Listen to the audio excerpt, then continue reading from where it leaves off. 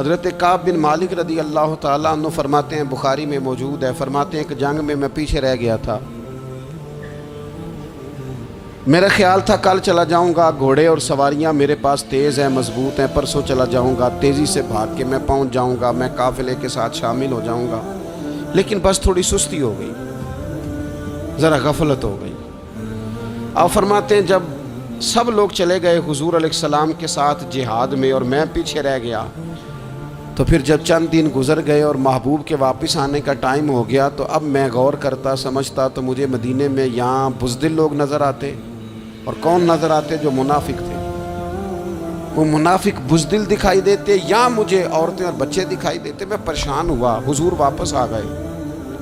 جنہوں نے بہانے کیے تھے نا منافقین نے، یہ مجبوری تھی اس لیے نہیں جہاد پہ گئے، یہ جنہوں نے بہانے کیے تھے انہیں مل گئی معافی، اور میں نے سچ بولا، میں نے کہا یا رسول اللہ میں غافل ہو گیا تھا۔ اب کہتے ہیں میں نے جب کہا نا حضور سستی ہو گئی تھی، ذرا غفلت ہو گئی، تو بندہ محبوب سے غافل ہو جائے، بندہ وہیں سے غافل ہو جائے۔ جو دم غافل سو دم کافر، سانو مرشد اے ہو پڑھایا۔ جب کہا نا حضور وہ غلطی ہو گئی، کوئی مجبوری نہیں تھی، تو فرماتے ہیں باقیوں کو معافی مل گئی، میرے ساتھ حضور ناراض ہو گئے۔ ایک دن نہیں، 2 دن نہیں، 50 دن حضور ناراض رہے۔ مدینے کی گلیوں نے مجھے پہچاننا چھوڑ دیا، در و دیوار سے مجھے یوں لگتا تھا کہ میں پردیسی ہوں۔ فرماتے ہیں میں مسجد میں آتا تھا، میں جب محبوب کو دیکھتا تو حضور رخ انور پھیر لیتے، اور مجھے پتا تھا جب میرا چہرہ ادھر ادھر ہوتا تو پھر کریم رحمت کی نظر فرماتے۔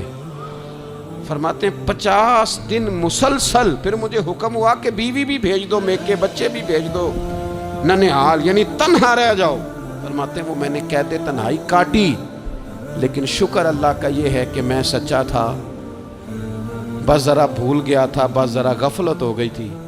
تو فرماتے ہیں پھر اللہ تبارک و تعالیٰ نے میرے اوپر فضل یہ فرمایا کہ میری توبہ کا اعلان رب نے قرآن مجید میں فرمایا۔ تو غافل نہ بنے کبھی، ہمارا نہ مسئلہ یہ ہے، اور آپ نے ناراض نہیں ہونا۔ ڈھیر سارے لوگ غافل ہو جاتے ہیں، مالدار بھی غافل ہیں، صاحبان علم بھی الا ماشاء اللہ بہت ساری جگہوں پہ غافل ہیں۔ جن لوگوں کو 4 لوگ جاننے لگ جاتے ہیں، کوئی مقام حاصل ہو جاتا ہے، وہ بھی بہت ساری جگہوں سے غافل ہو جاتے ہیں الا ماشاء اللہ۔ غفلت بڑی تکلیف والا منظر ہے۔ جو لوگ سمجھتے ہیں نا میں اب گڈ بک میں آ گیا ہوں، اب میں اچھا ہو گیا ہوں، اب میرے لیے خیر کہا جاتا ہے، مجھے اچھائی شاید یہ مستقل میرے ساتھ رہے گی، تعریف ہی ہوگی ہمیشہ، وہ بھی غافل ہو جاتے ہیں۔ اور یہ غفلت ٹھیک نہیں ہوتی۔ وجہ دیکھنی چاہیے کس وجہ سے انسان کو وقار مل رہا، عزت مل رہی۔ اپنی زندگی سے غفلت کو اتار پھینکیں۔ تھوڑی دیر کی تو غفلت ہوتی ہے، لمبی تو نہیں۔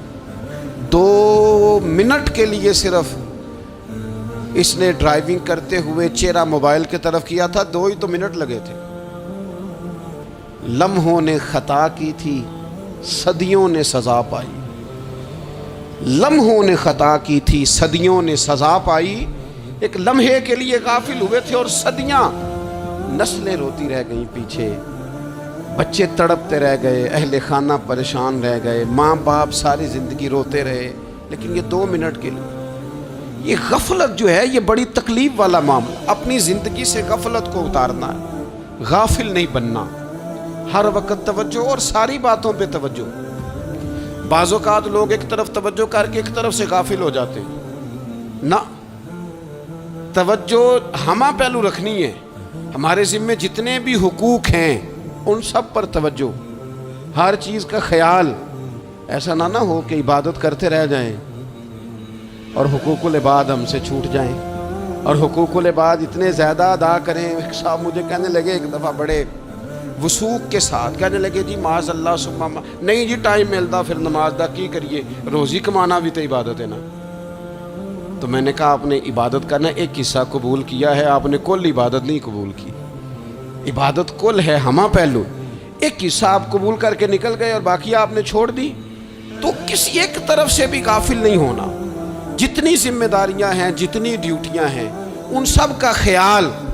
اور جو بڑا آدمی ہوتا ہے، بڑا گھر میں بڑا ہو، قبیلے میں بڑا ہو، علاقے میں بڑا ہو، ادارے میں بڑا ہو، کلاس میں بڑا ہو، جو بڑا ہے اس کی تو ساری آنکھیں کھلی ہوئی ہونی چاہیے.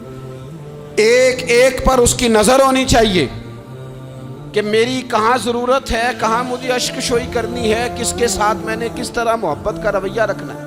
غافل نہ بنے. اچھا جی اب کیسے